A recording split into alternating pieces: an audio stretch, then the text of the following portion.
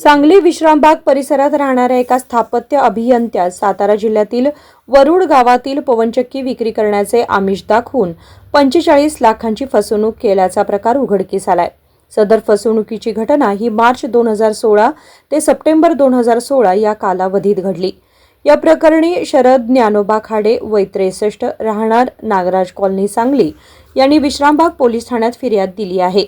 त्यांच्या फिर्यादीवरून पोलिसांनी फसवणूक करणाऱ्या दत्तात्रय मुसळे आणि वैशाली दत्तात्रय मुसळे दोघे राहणार घाटकोपर मुंबई या दोघांविरोधात गुन्हा दाखल केला आहे। याबाबत अधिक माहिती अशी की फिर्यादी शरद खाडे हे स्थापत्य अभियंता असून ते आपल्या कुटुंबियांसह शहरातील विश्रामबाग परिसरात राहतात। संशयित मुसळे पती पत्नी आणि खाडे यांची ओळख झाली होती।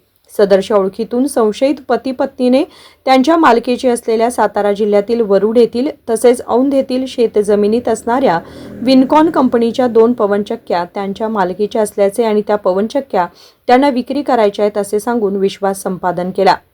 पवनचक्की विक्री व्यवहाराची किंमत 51 लाख रुपये निश्चित करून खाडे यांना पवनचक्की हस्तांतरणाबाबत वाद असल्याची माहिती लपवून ठेवली। खाडे यांच्याकडून 45 लाख रुपये घेऊन पवनचक्की हस्तांतरित केली नाही। काही दिवसानंतर सदरच्या बाबत वाद असल्याची माहिती निदर्शनास येताच खाडे यांना फसवणूक झाल्याचं निदर्शनास आलं। यानंतर त्यांनी विश्रामबाग पोलीस ठाण्यात तक्रार अर्ज दिला। त्या अर्जावरून पोलिसांनी संशयित पती पत्नी विरोधात गुन्हा दाखल केलाय।